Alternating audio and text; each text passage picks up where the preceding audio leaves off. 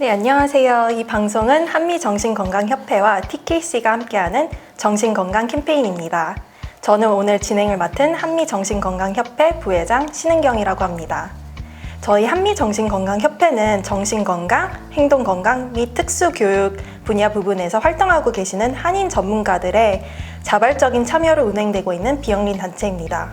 2001년도에 결성된 이후 지난 18년간 저희는 미주 한인사회 내에 정신건강에 대한 인식 변화와 서비스 개선을 위해 다양한 지역교육 프로그램 연구 등 활동을 해오고 있습니다. 이 방송 또한 그 중에 하나로 정신건강 교육 강좌 프로그램입니다. 오늘은 한미정신건강협회 회장님이자 현재 브루클린 대학교 상담소 심리학자, 브루클린 대학교 정신건강 상담학과 겸임 교수, 그리고 마인드앤모션 상담소 소장님이신 조지희 박사님을 모셨습니다. 안녕하세요. 안녕하세요. 오늘은 어떤 주제로 말씀해 주실 건가요? 오늘은 감정 조절에 대해서 얘기를 해보려고 합니다. 제가 여러 해 상담을 해오면서 느낀 것이 국적, 인종, 문화를 넘어서서 많은 분들이 감정 조절을 힘들어한다라는 공통점이 있더라고요. 상담을 시작하려고 처음 만났는데 많은 분들이 예를 들어서 이런 상황에 이렇게 느끼면 안 되는데 이런 감정이 느껴요 라던가 아니면 제가 참아보려고 했는데 참지 못하고 욱해요 이런 식으로 불평들을 하시더라고요. 근데 이게 다 감정 조절에 이상이 생긴 증상이에요. 감정 조절을 잘 하실 수 있게 되면 이게 정신 건강을 위한 지름길이라고도 할 수 있죠. 왜 감정 조절이 힘든 걸까요? 한국 속담에 참을 인자 셋이면 살인을 피한다라는 말이 있어요. 자라오면서 우리는 감정을 참아라, 숨겨라라고만 배웠지 인지하도록 배우지를 못했거든요. 저도 생각해보면 어렸을 때 제가 막 울고 있으면 저희 엄마는 뚝 그쳐라고 하셨지 왜 우는지에 대해서 제 감정을 살펴주시지는 않았던 것 같아요. 그리고 그런 풍경이 저희 집뿐만 아니라 참 흔했던 풍경인 것 같고요. 감정은 우리 삶에 있어서 아주 중요한 역할을 해요. 사람의 뇌는 생존을 위해서 어떤 상황을 받아들일 때 반사적으로 싸울 것인지 도망갈 것인지 반응을 하게 되어 있어요. 그게 나를 보호해주는 역할을 담당하죠.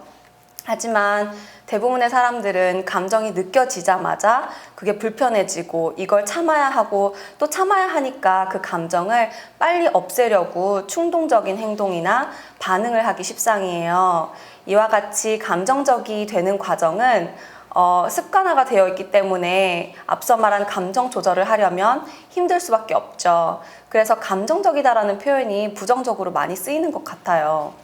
감정적이라고 표현하는 것 자체가 좀 감정을 어떤 감정인지 표현하지 않고 어떤 감정이건 보편화시키는 느낌이 드네요. 사실 감정 표현하는 것 자체도 어려워요. 어떤 감정이 있는지 어떻게 표현해야 하는지도 잘 모를 때가 있거든요. 맞아요. 그래서 제가 많은 분들을 보면서 느낀 게 감정을 표현하신다고 이제 I feel이라는 단어를 쓰시면서 말 뒤에는 생각을 갖다 붙이시곤 하세요. 근데 더 중요한 건 그렇게 대화를 했을 때 너무 자연스러워서 사람들이 감정 표현을 하는 게 아니라 생각을 얘기를 하고 있다는 거를 눈치를 못 채죠. 은경 씨는 감정이라고 하면 어떤 것들이 떠오르세요? 그러게요. 감정이라고 하면 일단 딱 떠오르는 게 뭔가 기쁨, 슬픔, 약간 분노? 이런 게 아닐까요? 맞아요. 흔하게 가장 빨리 떠올릴 수 있는 감정들이 그 세 가지죠. 기쁨, 슬픔, 그리고 이제 화나는 분노이지 않을까 싶은데요. 그게 이제 색깔로 따지면 단색처럼 그렇게 느껴지는 거고요. 여러 가지 감정들이 표현할 수 있는 단어들이 많아요, 사실. 그래서 다시 한번 생각해 보면 기쁜 감정을 표현하는 데 있어서 흥분되는 감정도 있을 수 있고 설레임, 또 쾌활적이거나 기운이 넘치거나 희망찬 감정이 있을 수 있어요. 또 다른 예로는 슬픈 감정은 죄책감도 있고 수치스러운 마음도 있고 우울한 마음, 외로움, 또 무료함, 그리고 무기력한 마음도 슬픈 감정 중에 하나죠. 마지막으로 화를 이렇게 예를 들어보면 화가 난다, 이렇게 화가 난다 하나뿐만이 아니라 상처받은 느낌도 화가 날 수가 있고요. 적이감이나 이기심, 증오심, 그리고 비판적인 마음, 더욱더 다양한 감정들이 이렇게 우리 실생활에 항상 지나치고 있는데 이 순간순간 느끼는 이 감정들을 사실은 알아차리기가 어려워요. 왜냐하면 저희는 감정을 알아차리는 훈련을 받지 않았기 때문이죠. 진짜 그럴 수 있겠네요. 그럼 지금부터라도 알았으니까 훈련하면 되지 않을까요? 그럼요. 지금부터라도 훈련을 하면 좋아질 수 있죠. 하지만 이미 살면서 감정을 무시하고 억압하는 그 과정들이 습관화되고 자동화되면서 그 과정을 다시 돌이키려면 그게 참 쉽지가 않아요. 어떤 이유로 힘이 들까요? 일단 아까도 말씀 잠깐 드렸는데 많은 분들이 감정을 느끼는 것 자체를 불편해하세요. 보통 그런 불편함 뒤에는 감정에 대한 오해들이 있는데요. 몇 가지 흔한 오해를 말씀드리면 첫 번째로는 어떤 상황마다 맞는 감정이 있다고들 생각하세요. 마치 감정에도 답이 있듯이 그래서 자기가 생각했을 때 이런 상황에서는 이렇게 느끼는 게 맞는데 그렇게 느끼지 않고 있다면 그 자체로 또 불안해하시고 불편해하세요.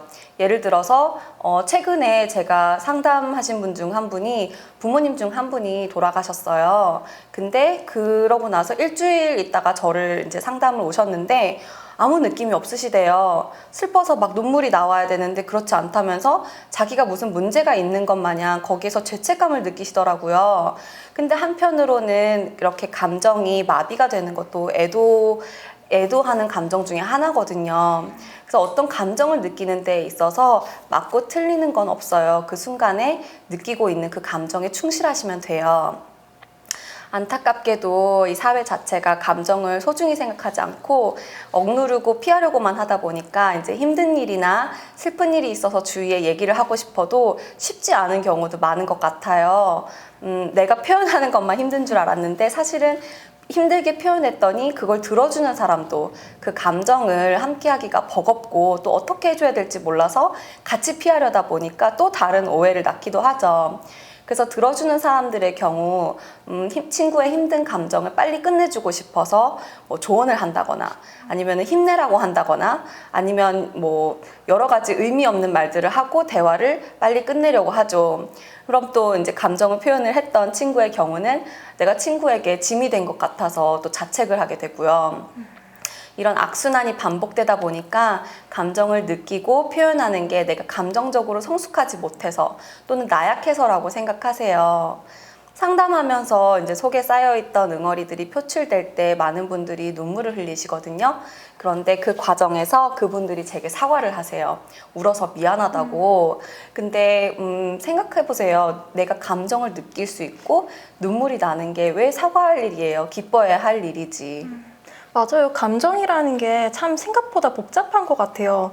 근데 이렇게 얘기를 들으시면서도 많은 분들이 이게 자신의 이야기라고 생각하지 못할 거라는 생각이 들어서 혹시 감정 조절이 잘 되고 있지 않다는 걸 알 수 있는 증상이나 방법이 있을까요? 맞아요. 아까 말씀드렸다시피 감정적인 게 나쁘다는 편견 때문에 설령 그렇다 하더라도 내가 감정 조절이 힘들다고 인정하기 쉽지 않을 수 있어요. 감정 조절이 잘 되지 못하고 있다는 걸 알 수 있는 방법은 여러 가지가 있는데요. 어떤 일에 충동적으로 대처를 하거나 반응하시는 분들, 또 자주 욱하시는 분들, 또 본인이 생각하기에 별것도 아닌 것 같은 일에 쉽게 화가 나고 그게 잘 가라앉지 않으시는 분들, 그리고 그 화를 몸으로 푸시는 분들이 있어요. 쉽게 설명하면 화가 난 후에 난폭해지거나 술을 많이 마신다거나 하는 것이지요. 감정 조절이 잘 되지 않고 안에 감정들이 쌓여 있는데 이게 분출이 잘 되지 않아서 이렇게 되는 것이거든요. 감정 조절 능력은 또한 가정 환경과도 밀접한 관련이 있어요. 부모님이 감정 조절하는 것을 아이가 보고 배우거든요. 결국 말로 표현할 수 없는 감정을 몸으로 표현하는 것이거든요. 그렇기 때문에 폭력을 행사한 당사자도 자기가 억울하다고 생각하는 경우들이 많아요. 네, 그럼 혼자서도 배울 수 있는 감정을 다스릴 수 있는 방법들이 궁금해요. 어떤 방법이 있을까요? 일단 크게 5가지 단계로 나눠서 설명해 드릴게요. 첫 번째로는 스스로 알아차리셔야 해요. 이게 알아차리는 게 쉽지가 않은데 갑자기 심장이 빨리 뛰기 시작한다거나 열이 오른다거나 몸이 떨리기 시작한다거나 목 뒷부분이 뻐근해진다거나 온몸이 굳어진다거나 몸이 반응한다는 그런 공통점이 있어요. 그래서 그때 내 상태 점검을 하셔야 돼요. 내가 지금 어떤 감정을 느끼고 있는 중인지. 그 다음은 그 감정이 무엇인지 표현할 단어를 찾으셔야 하는데요. 많은 사람들이 생각보다 감정 어휘가 많이 부족하세요. 인터넷에 이모션 윌이라고 한번 감정의 수레바퀴라고 한번 검색해 보세요. 그럼 정말 많은 단어들이 있을 거예요.